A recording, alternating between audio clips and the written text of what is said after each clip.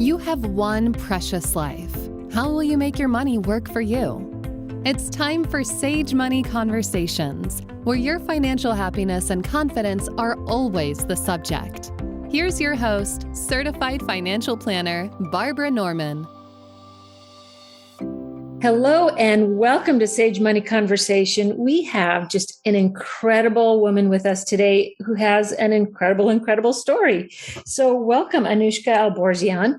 She was a computer programmer and got stage 4 glioblastoma. So now she is a brain tumor survivor and thriver who helps her clients with mind, body, spirit, energy healing. So welcome, Anuschka. Thank you. Thank you so much for having me, Barbara. I appreciate it. So tell us the day that you got this awful, bad, horrible news. I mean, take us on this journey with you. Oh my gosh, absolutely. It was a day I'll never forget. It's actually now my rebirth day, August 23rd, 2017. And it was really the day that I went in for an MRI. And I was planning to leave. I was just, this is going to be a peace of mind because I was getting these migraine-like headaches and unfortunately was vomiting because of it. So my doctor said, hey, let's just be sure. I have a hunch. Let's just have you get an MRI. And so to just ensure it's nothing serious, I literally went in there thinking, well, I'm healthy. I'm just going to go and take this 15-minute quick little test and go off to volleyball as I had planned. And that moment, my life changed drastically because instead of it being a 15-minute MRI, it ended up being an hour long.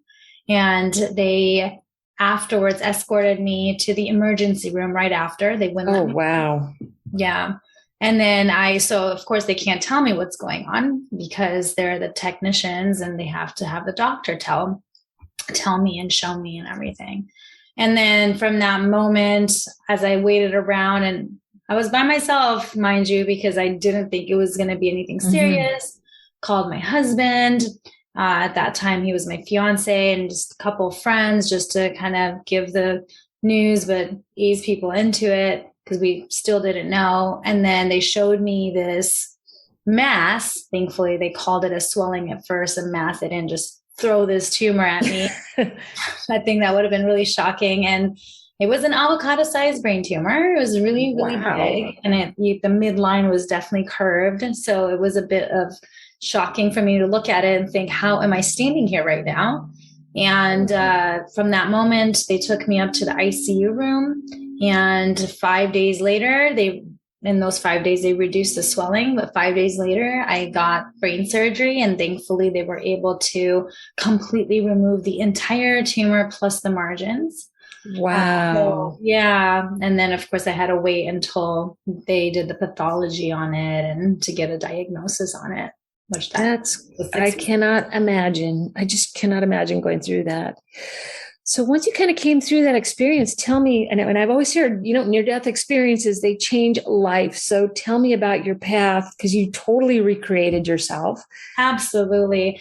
And I see it as like, it just was so perfect how, I know it's so weird to say that, but it was so perfect how everything had aligned because prior to that, I had started to do transformation work, personal transformation, self-development, self-discovery. And I had started that probably about 3 years prior. So I was able to empower myself through this. And with all the work that I had done, I was in a place that I was able to, I was journaling, but I decided to journal it publicly, like on social media. Oh, wow. I just was sharing my journey with everyone. And then people were reaching out and saying the difference it was making for them in their life. Because like I said, I was this healthy person and working out and all these things. So how could she be the one that gets this, right? And so slowly I realized that this is something I want to do is really support other people through this. It was really in the moment of the prognosis. And I sat down with the doctor, my surgeon, which by the way, it's what literally ignited the fire within me to work with people. And because I don't believe in prognoses, I'm putting this out there. I am actually very much against it because it creates this nocebo effect, which is actually having people lose hope completely. Oh, wow. Okay. Right? So I don't believe in prognoses. I actually told him when it got escalated to the glioblastoma, I don't want to know what it is. Before it was escalated, it was a stage 3, a different diagnosis. And then it got escalated to the glioblastoma. But initially it was a 3 to 5 year life sentence, right? So you can imagine someone that was at that time 36 years old. It was very shocking news to both me and my fiance, and we're like, nope, watch me. That's not going to be me. I'm going to do everything good for possible. You. And then it got escalated, and come to find out the prognosis of glioblastoma is 12 to 16 months, which I found out way later because I didn't even want to hear it. But that in itself just allowed me to just take this on and say, this is my rock bottom. There's no other way.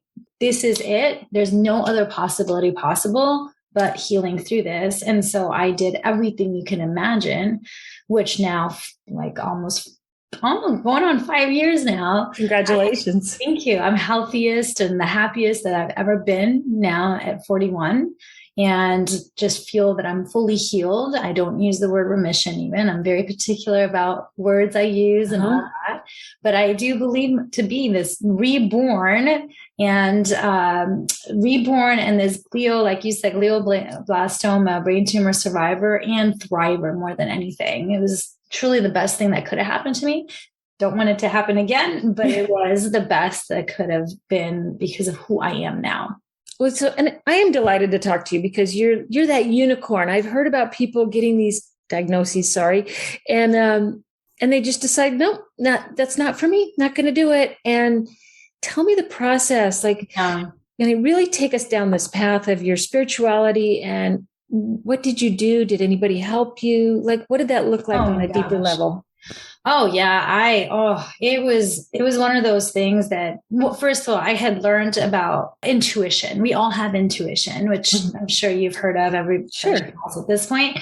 But the thing that happens is as kids, we learn to turn off intuition. We all have it. Thankfully, again, because of the transformation work I had done, I actually had started to practice that intuition. So everything I chose was based on my intuition. I even did chemo because of it. So yes, I did radiation, chemo. Before that, we did embryo freezing because we wanted to ensure that nothing goes wrong, right? And all of it was just like so back to back. I feel like something within me just came about and I just said, there's no other way possible. Once you have that determination, which everyone can have, which is the work I do, right? As an empowerment health coach, I empower others to bring in that inner power out and really just take on things from a place of true faith, and not in any religious sense, but like having that faith without actually seeing it, right? The belief, the faith, that trust that this is the way, this is what's going to be. There's no other way possible. Unconditional, no other answers. Like, this is it. Like, no doubt whatsoever. And that's just, and it can be tough at times because again, you hear these stories. And so that's one of the things I always coach my clients is to stay off Google. Google doesn't have all the answers and actually will freak you out and will give you probably worst case scenarios. And of course, yes, there are not the best cases, but a lot of people and people that I've even had conversations with, consultations with, that unfortunately hear this news and they all of a sudden either go into shock or they really believe these words or these statistics to be the truth. And so therefore they do unfortunately lose hope. And then that just like what you focus on and what you put your attention to unfortunately grows, right? Or fortunately, if you look at it a different way. So that is the key, is really just choosing healing over and over again and staying committed to doing all the things that are possible from mind, body, and spirit. Like from a spirit standpoint, I'm all about frequency, making sure you're in this love bubble. The frequency of love heals your DNA. And they're scientifically proving that now. Not only that, but joy and gratitude are even higher frequencies. So there are all kinds of things you can do to just constantly bring those kinds of vibes. Like we're all about good vibes, high vibes, right? There's actual truth to it and there's science behind it. So it's like taking all of that and bringing that into you and having that surround you and having those types of thoughts does like immense shifts in the body. So help me with this, because I'm like thinking, okay, if I ever got that diagnosis and you're like, I would have a really hard time feeling like loving thoughts and gratitude when it's like, oh my God, a brain tumor. Like, how do you get people to like take that shift out of fear and terror and into love and gratitude? And so do you do that with your energy healing? Is that part? So tell us more about what the process. Absolutely. I've curated. So after, oh my gosh, doing so many years of transformation work, and of course my own, I also get channeled messages. So just having put in my own messages and whatnot, I've curated a self-empowerment and healing mastery program. Mm-hmm. It's like a package that's what I work through. That includes both the coaching aspect and the energy healing. So it's a combination of the two. And so it's not this overnight thing. And it wasn't that for me either. I myself hired a coach because one, I was definitely in that space. It's not like I was 100% like, I got this. Of course, there's fear, right? I mean, how can there not be when you're dealing with something, especially as big as it was, and the chemo, what it caused my body, right? It just, there was days where I just didn't want to move off my bed. There were definitely days like that.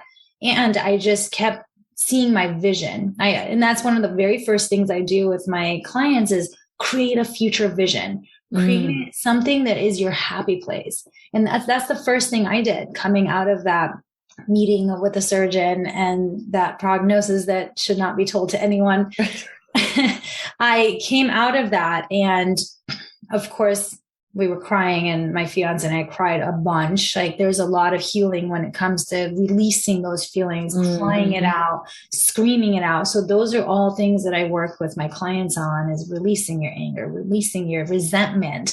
Resentment is one of the biggest things when it can cause different cancers to actually show up, because when you suppress it, anytime you suppress any emotions, it just lives inside of you. And eventually it's going to show up somewhere in the body to say, hey, you need to heal this part of you. Every part of our body is actually, there's books that will tell you what it's related to.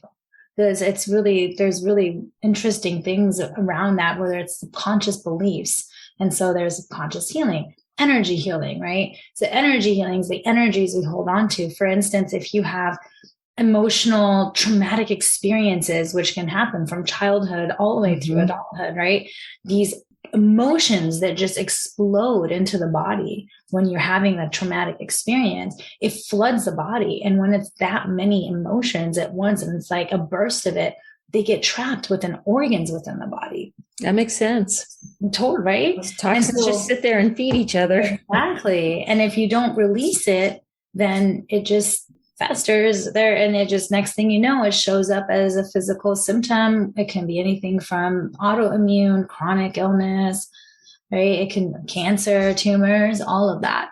So that's some of the energy work I do, is I actually tune into the body. I connect. So any person I work with, and it's through Zoom, actually, do that because of quantum entanglement, quantum physics.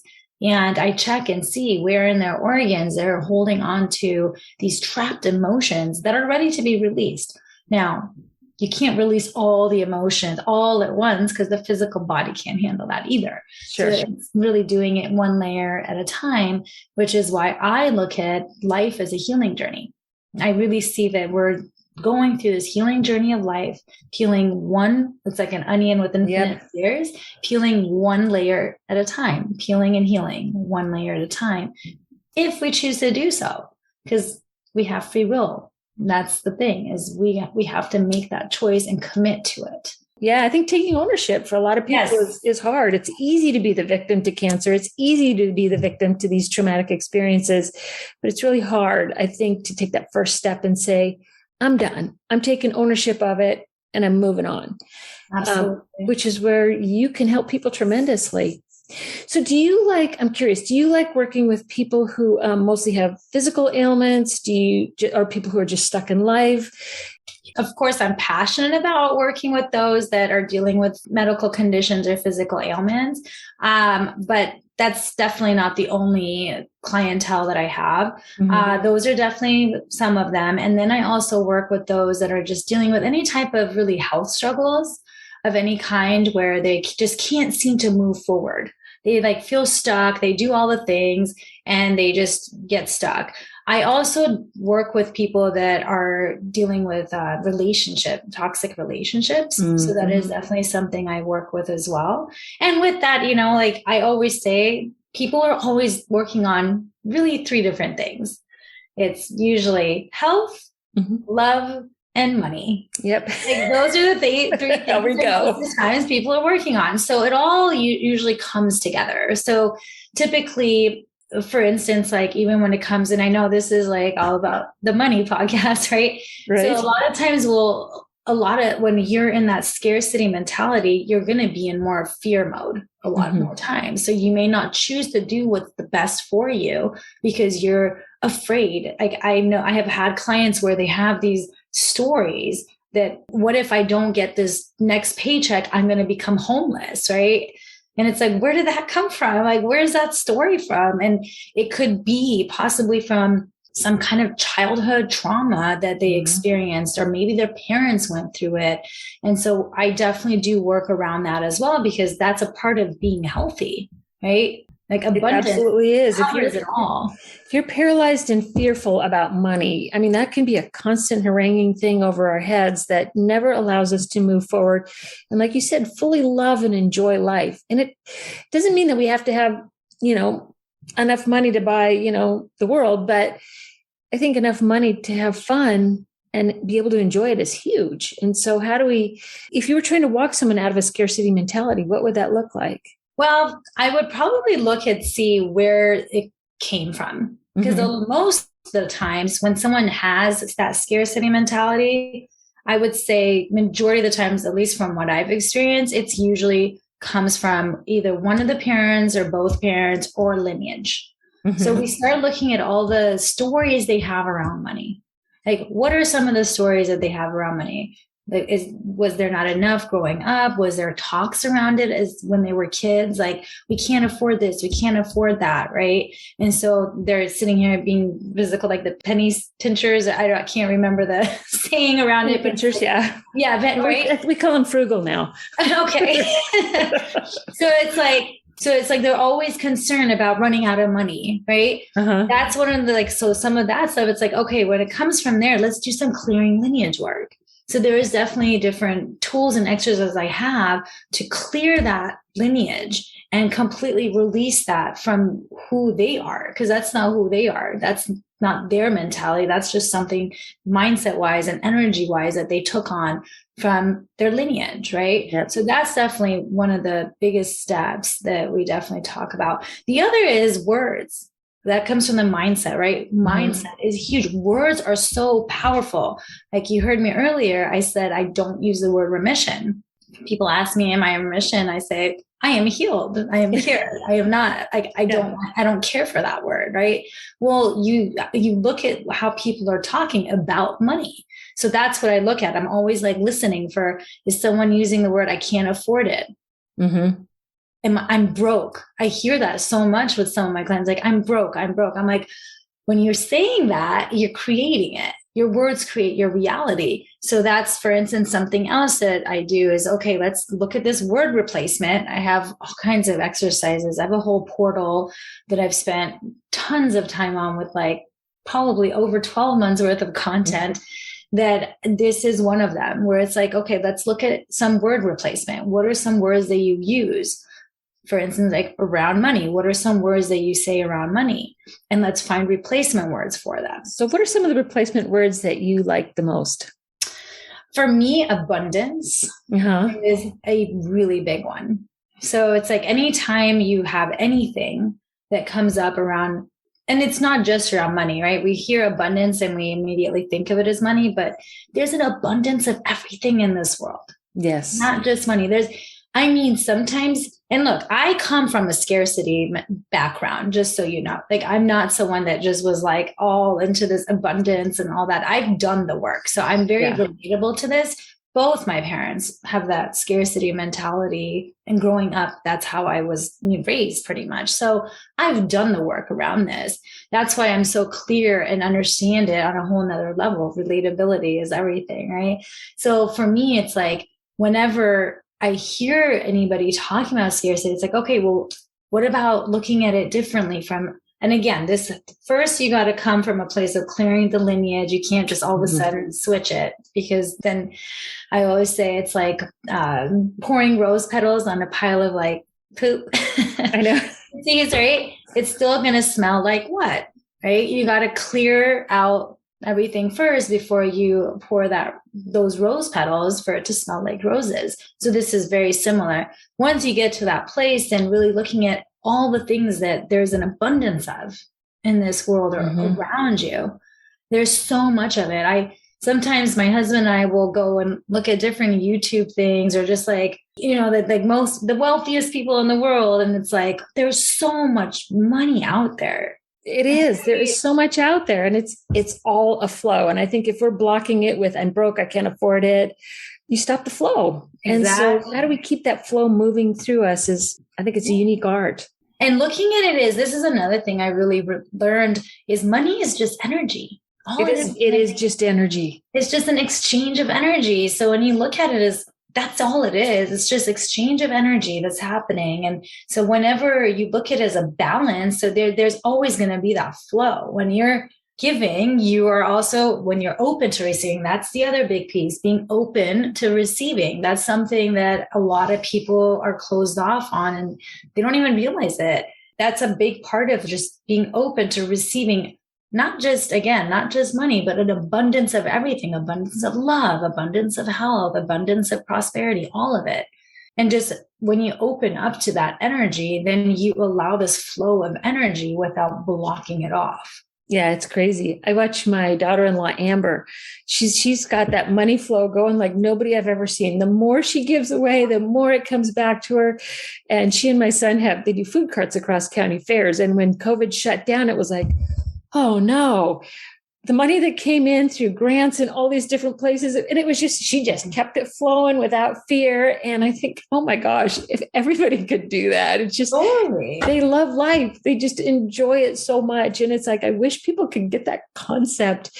It doesn't come easy. And I think we do need people like you to get that movement going. Yeah, absolutely. It's definitely one of the, like I said, 3 things, right?